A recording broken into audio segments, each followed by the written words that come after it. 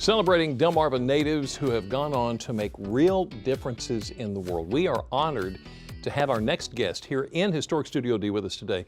Fueled by heartache, he and his family launched a program that helps young men and women reach dreams that they may never have thought possible. He's giving them college access from the ground up. I'd like to introduce to you this afternoon Mr. Omari Scott Simmons. He is one of ours, Delmarva. Raised in Milford, he is now the founding director of Wake Forest University's Business Law Program, and he is the executive director of the Simmons Memorial Foundation, and that is only two of his titles. Only two. It's good to have you, Omari. Thank you so much for joining us. Pleasure to be here. Now, you just gave a talk at Milford High School. Yes. Why is it so important for you to return to your roots? Well, one of the things is too, when I think about Milford, going back to it, it's a small town on the Delmarva Peninsula. You're familiar with it, and it's where I got the sense of community. And one of the things too, in terms of when you think about helping people and moving forward, those things have become more important to me. So I've gone on to college, done a range of different things, but when I come back to sort of the operating principles that guide me, a lot of those things came from the experiences that I had when I was much younger. And so it's just a pleasure to come back. So I understand the ignition of your passion would be your mother and your brother. Why?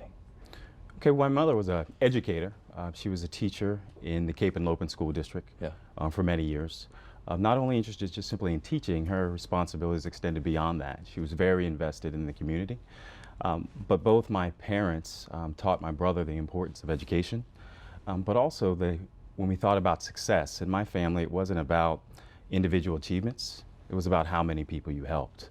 And so also, we founded the organization in honor of my late brother. My late brother Nate's a graduate, 1995 graduate of Pennsylvania State University, and he suffered from a disability, kidney disease. And so the opportunity to see his perseverance in light of that were nothing short of inspiring. Plus, just the idea of myself going to college and through higher education, I just became really enthusiastic about it. And I noticed when I went to high school, there were a lot of students that were more talented than me. There was nothing special about me, but I said that maybe if students could get access to information, mentors, and other things, they could match up their talents and also potential with a higher education institution that give them better opportunities. Be more than they dreamed of. Okay, so let me ask you this. You say they were ordinary people doing extraordinary things, and that's the idea behind the Simmons Memorial Foundation, right? Explain that to me. Well, I believe people do big things from small places. And one of the things our slogan is developing potential on the periphery. The idea there is that when you think about even the Delmarva Peninsula, the idea it's on the periphery of various states, I think that our goal is to sort of bring that more central and mainstream. And with respect to that, it deals a lot with the students that we actually try to reach. It's a grassroots effort, and what we try to do is assist vulnerable students. So when I say vulnerable, there's a range of students who would fall into that category. Students who have geographic isolation, students who are first-generation students, students who come from minority backgrounds or historically disenfranchised backgrounds, and low-income backgrounds or modest incomes as well.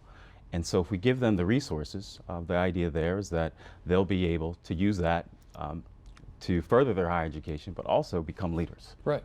Can you give me an example of a student that you've helped? All right, I'll give you an example of many. Okay. There are students who grow up in communities right here on the Delmarva Peninsula, who have been in towns that may have 3,000, 4,000 people. They go on to some of the top universities in the country. But not only that, they are doing big things and want to contribute back. We have students who have been Fulbright Fellows, gone on to do Fulbrights in Taiwan. We have students who are lawyers. We have students who are going to Harvard University Law School.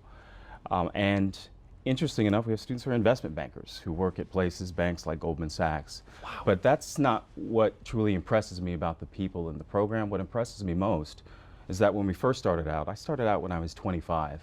And so I've been at this for now over 2 decades. And the pleasure has been seeing some of those students who were helped along the way and how they come back and give back and invest. And so when I spoke to you about Milford, that's where it comes from. Mm-hmm. It's one of those things. If you help someone, they tend to pay it forward in multiple ways. And so those small investments we make in students, it just sets in motion a range of events that are unpredictable, but they're beautiful nonetheless. And big. So you've written a book, Potential Yes. on the Periphery. Yes. What's in it? Tell me about it. All right, well, interesting. I never really intended to write a book. Even though I'm an academic established, my area is business law primarily. When I help students, I'm not going into it with the intention of writing a book. Right. I also, too, I'm naturally probably reluctant because I respect the people I've mentored over the past 2 decades. And so the only way I would do this book is if it wasn't just me talking. So what I ended up doing over a probably 18-month period, interviewed former students who'd been in the program over a 14-year period. And so the goal there was, with respect to the interviews, you have their voices coming through. They are the experts. And I think when I thought about it, a lot of students would come back, and I thought about the stories that they would tell, and I said, a lot of people can learn from this.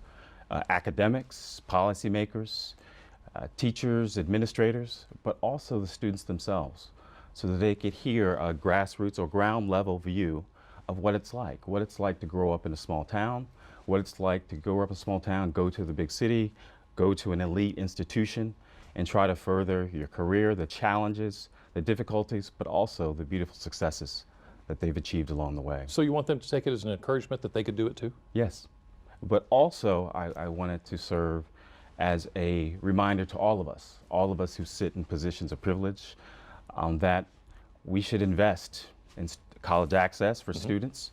We should try to engage with them, and we should also develop potential on the periphery. Okay, so have you got any more projects in the future? Well, none major, but the best project possible is to try to help as many students as possible, Yeah. whether it's here. Now, interesting enough, we started out the program here in Southern Delaware probably in 1998. When the first 8 years of the program were there. Currently, for the past 13 years, we've been operating in North Carolina.